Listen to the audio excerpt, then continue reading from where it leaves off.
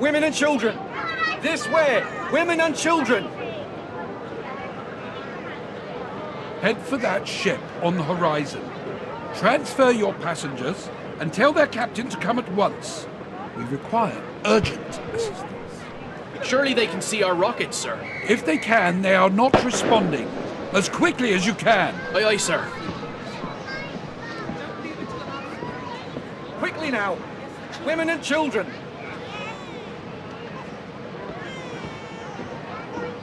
Quickly! The boats are leaving! Daddy, where are we going? Shh, love, we're going on a little adventure. We'll be back soon. Over here. Let's try this one. I'm afraid it's women and children only, sir. Please, sir, can't you see my wife needs help with the children? Sorry, sir. Captain's orders. What's the meaning of this? Is this a drill? Only a precaution, sir. Everyone will be back aboard in good time. John, I can't manage without you. I need you. We'll just have to for now. But Don't worry, Marie. I'll get on another boat. You go ahead with the children. Daddy, I don't want to go without you. John, I don't see any men boarding lifeboats. I'm sure there's other boats further down letting men board. Right, David, help your mother and sister board. Yes, Dad. I'm sorry, sir. Women and children only. For God's sake, he's just boy. a boy. What age is he? He's only 16. He'll have to stay on board with the other men. God's sake. Do something, John. Is there nothing you can do? My wife can't manage alone. I'm afraid not, sir. Captain's orders. Hey, the officers are letting the boys leave on the other side. You must hurry. Thanks, friend. Marie, take the baby. Look after Emily. We'll get on another boat. Emily, Daddy loves you very much. Be good for your mother and sister. We'll see you again soon. Daddy, don't go. You have to come with us. We won't be able to find you. Shush now, love. You're going on the boat with your mum and your sister. We'll be along shortly, I promise. Daddy, I don't want to go. Women and children. Go This straight way, to the next please. boat. Hurry now. Do what This you way, must please. to get aboard. Do you understand? I will, ma'am, I will. Don't worry. Mind him, John. Right, Emily. Time to go. Be brave. No. Here, No, let me out. Daddy, Emily, go. please. You have I to want go with your mother. you. Go. Please let me go with No. you. Dad. We'll be all right. Please. Be good, child. We'll see you soon. We'll head straight for another boat. Women and children. Final call. Right, it's time to go. No. I want my daddy. No.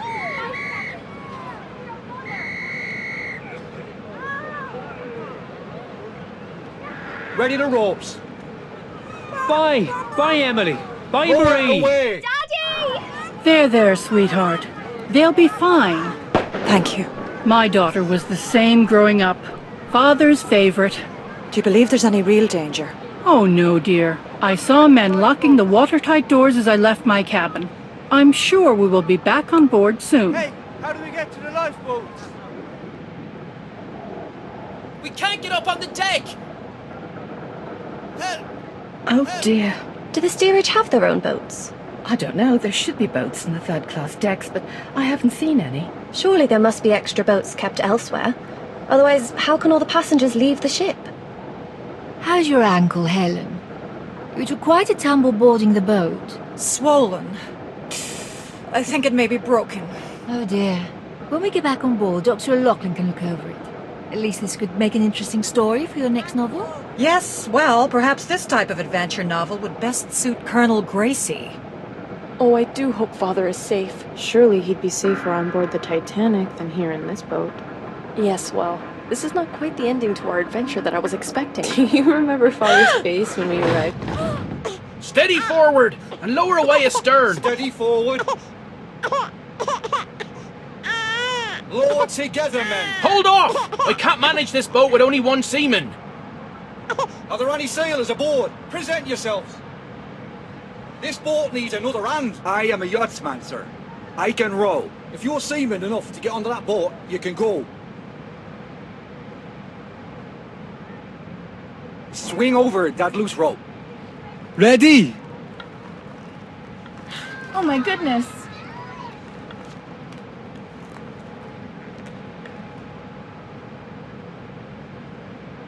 There, by the oarlock. Thank you. Ready! Lower away! Lower together. It's so dreadfully cold tonight. Almost there, Mother. How long must we sit in this boat? Till morning. Be glad you're in here and not up there. I wasn't an unpleasant man. Mass was lovely this morning. How nice the captain attended. Yes, this is his last journey commanding a ship. Such a beautiful ship to retire with. There was a planned lifeboat drill this morning. They postponed it so the captain could attend Mass instead. Oh, perhaps that explains why the sailors on the deck seemed almost unprepared when lowering this lifeboat. And why our lifeboat has only 3 sailors. Yes, this whole affair has been managed rather badly. I shall be making a complaint when we come aboard Titanic. Help! I'm trapped! My lord! Help! Help! Mommy, I'm scared. Shh, it'll be fine. Get ready to release the ropes. Aye, aye, sir.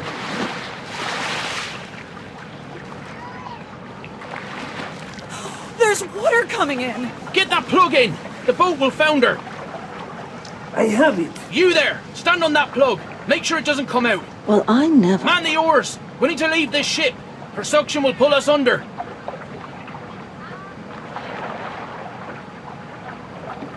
Pull! Hurry, damn you! Where are we heading? Towards the lights on the horizon, just off the port bow. Pull! Put your backs into it! We can help row. No! The men will row. I can steer the rudder, so you can row? No, you will not. Sit down! Look, child. Look what I have here. He's friendly. He won't bite. Would you like to hold him?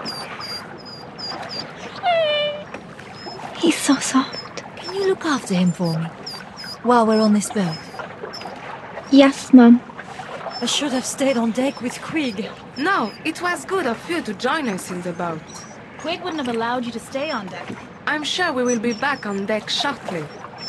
Never mind that sailor. And what if there is real danger? There can't be. The captain said so himself. This is just a precaution.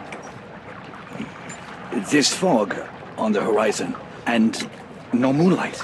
Yes, it's hard to see anything tonight. I doubt the other ship will even see us approach. Ma'am, can you hold this, please? Ah, much better. Thank you. Let's hope they see us. It looks like some boats don't have their lanterns lit. And all the stars. The sky is beautiful tonight. Look at them all around. Are there any supplies in this boat? There's nothing. No water, no bread, no compass. Any blankets? I don't see any. There are a few here. Yes, some here too. A stowaway. Oh, officer! Officer, look! Sorry. So sorry. I can't swim. Coward! Get over there and start rowing. I can't. I broke my arm. That's why I can't swim. Please, please, sir, let me stay. I'm begging you. I don't stand a chance up there. Sit down then. You're lucky I haven't thrown you overboard. Here you are. Thank you. Here you are, madame. Thank you, Bert. Thank you. It must be below freezing. Thanks. Best we keep that baby warm. Thank you. Are you warm enough, Emily? Yes, Mum. Such a precious child. They are always so beautiful at that age. Do you have children yourself? Yes, my daughter is at our home in New York. I wonder if the others made it to the boats. I hope they did. The boats must be all in the water by now. Do you have family on board? No. Our colleagues in the a la carte restaurant. We were allowed to go up to the boats, but the men are being held in the second-class dining hall.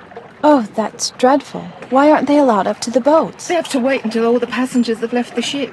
But I did see Mr. Morget on deck, and the head chef, so they might have been let up early. Oh, I hope so. The ship is listing quite badly now. The lights don't seem to be getting closer. Perhaps they're just reflections on the water. No, they're definitely lights from another ship. We were signalling them earlier. They look like stars to me. Keep rowing towards the lights. Captain's orders. You should assist us rowing. Allow one of the women to steer the boat. It's a perfectly calm night. You row, sir. I will remain in command of this boat. The women should be allowed to row. No! Rowing will keep us warm and we'll reach that ship in half the time. I agree. The movement will warm us. I am in charge of this boat. The women are not to row. Oh my. Look at the angle of our ship. But it's unsinkable. Surely? She'll sink. But the watertight doors should keep her afloat. We only glanced the iceberg. Surely she isn't that damaged? She'll founder. It's just a matter of time. What about those not in lifeboats?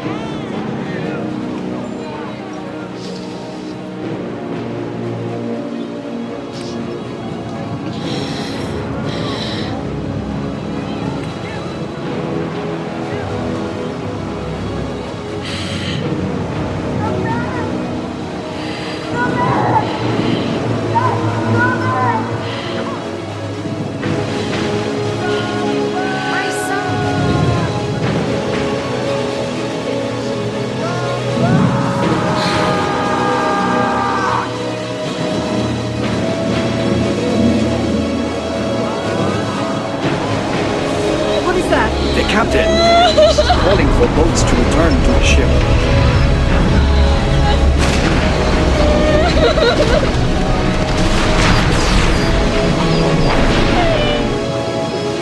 Is there nothing we can do? We must go back to the ship. No! It's too late. John! David! Please be on board! Lord, please! Our Father who art in heaven. Lord have mercy.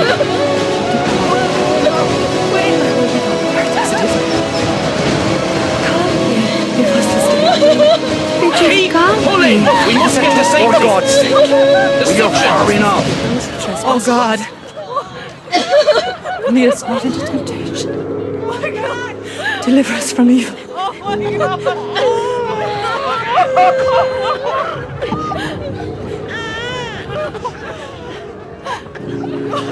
We must go back. No! If we go back, they will swamp the People boat. are dying. Can you not hear them? It's our lives now, not theirs. We cannot leave them. Please go back. There's nothing there but a lot of sticks. People are still alive. We aren't going back. That's final. I hope you will be able to live with yourself after this. What about Daddy?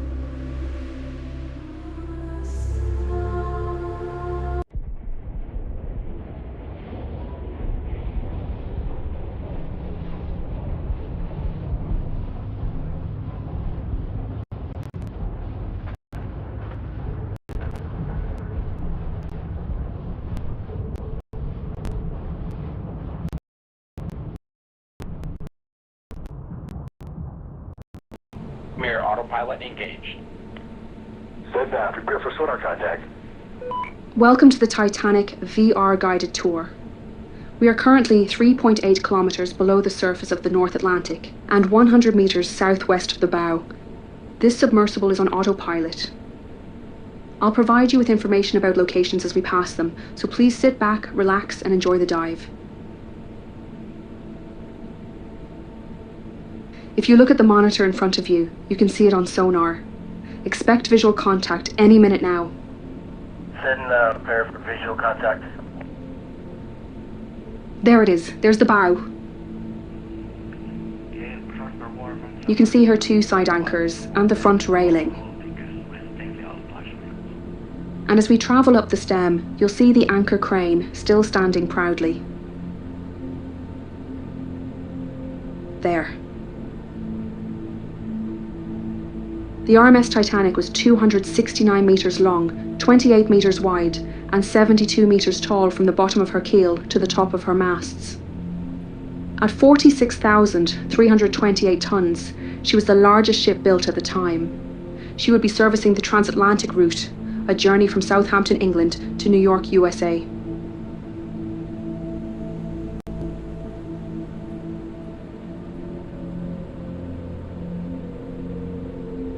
Here we are travelling over the forecastle section. You can see the various capstans and winches, as well as the large forecastle hatch leading down into the hold. On the right below us, we see the foredeck ropes draped across the deck, and on the left, the rope winch and a foredeck vent. Now we're going to make our way towards the forecastle mast and up to the bridge. After departing Queenstown, modern-day Cove in Ireland, on the 11th of April, she began her 5,360-kilometre journey to New York City. The night of the 14th of April was moonless, and a light fog was developing on the horizon. Titanic's captain, Edward Smith, had received a number of ice warnings during the day and to change their course so they were further south to avoid the affected areas. The captain retired to bed, and First Officer William Murdoch took charge of the bridge as officer of the watch. Titanic steamed ahead until 11:40 p.m, when the lookouts Frederick Fleet and Reginald Lee spotted an iceberg directly ahead. Fleet and Lee were standing on what's called the crow's nest, which we can see before us. The mast has collapsed and the crow's nest lies on its back.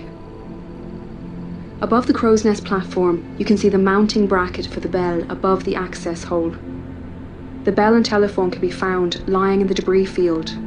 The lookouts would climb up a ladder on the inside of this mast to reach the crow's nest. Fleet rang the warning bell 3 times to indicate an obstacle ahead and phoned the bridge. Murdoch gave the order, hard a starboard, but it was too late. The Titanic struck the iceberg on her starboard side. The impact buckled hull plates and sheared rivets, revealing her first 6 compartments to the ocean. After the collision, Titanic stopped and almost immediately took a starboard list. Sailors were sent up to the boat deck to begin pulling the covers off the lifeboats. Titanic carried just 20 lifeboats. The total capacity was only 1,178 people, far less than the total on board. The captain ordered the boats to be filled with women and children first. All men and boys over 14 years old were initially refused. Murdoch eventually started putting men into the boats. However, many women and children, especially those in third class or steerage, never made it up onto the boat deck. Of the 109 children on board, 52 were in steerage and did not survive. We are now making our way up the mast towards the wheelhouse. Here we see the telemotor, which was part of the hydraulic system used to steer the ship. Below us you can see plaques dedicated to all those lost during the sinking. These were left by various diving missions to the site. And as we head to the starboard side, we see a davit, commanded by Murdoch to lower the lifeboats into the murky depths below. By 1:45 a.m, the forecastle was almost underwater. Panic began to rise through the passengers still on deck as they watched boat after boat launch. A few male passengers were physically removed from the lifeboats.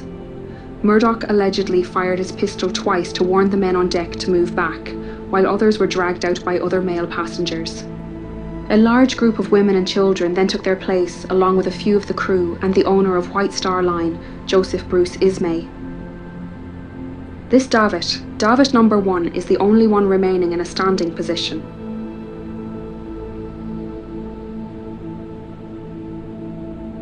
We're just travelling over the boat deck now and up onto A deck.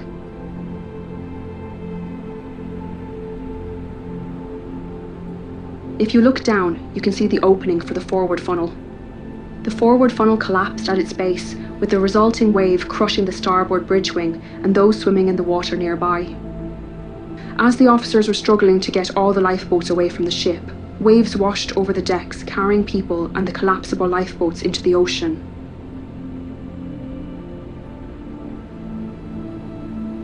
Throughout the night, senior operator Jack Phillips worked the 5-kilowatt Marconi wireless radio set to send out distress signals using both the old CQD and new SOS call codes.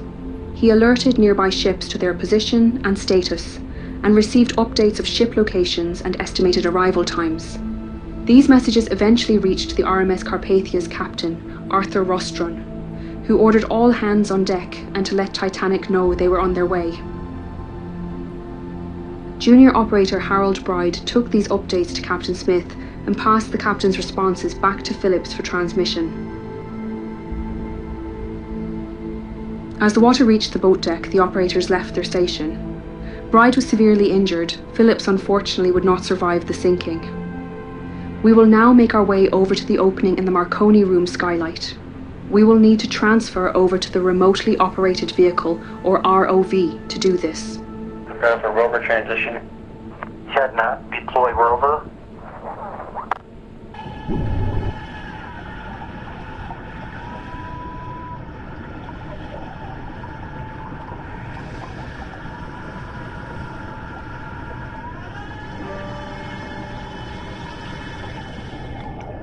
The Marconi room has experienced significant deterioration. However, we can still see the wireless telegraph set along with other related artifacts, including the canisters, rotary converters, transformers, condensers, and the switchboard with its handles in the position Harold Bride left them.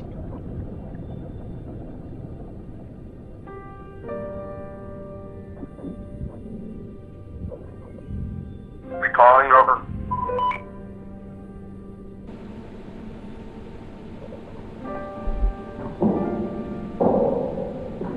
Rover recalled. We are now making our way back across the boat deck and down along the starboard side. The stern started to rise out of the water, peaking at an angle of around 15 degrees. The tear wasn't clean, with decks failing to hold on at varying positions. The stern, now rapidly filling with water, bobbed on the surface for a few minutes before slipping under. Titanic was carrying an estimated 2,208 passengers and crew, with only 712 surviving the disaster. Those who survived spent the night floating in darkness until the Carpathia arrived around 4 a.m. Titanic had sunk before Carpathia arrived, and they found 2 lifeboats at Titanic's location.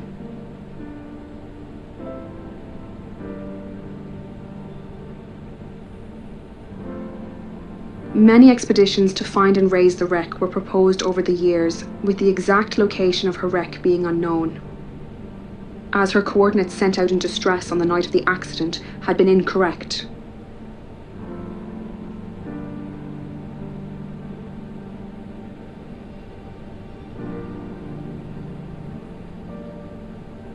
On the 1st of September 1985, a Canadian-French team were searching the area when Dr. Robert Ballard came across some small debris. He followed the trail that led eventually to the wreck. His discovery confirmed suspicions the Titanic had in fact split, and there was no hope of raising the wreck as a whole.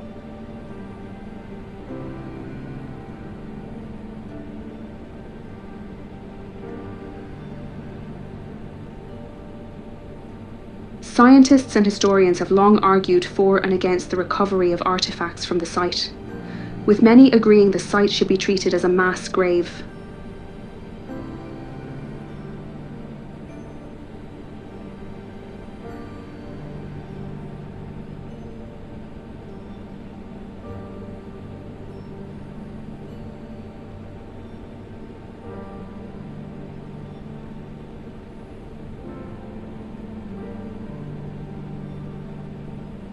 And as we make our way towards the bow rear, we see the enormous boilers.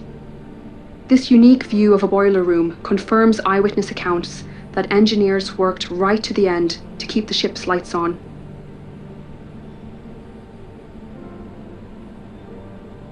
Although it's predicted Titanic's wreck will disintegrate within the next 20 years, her story will intrigue generations to come.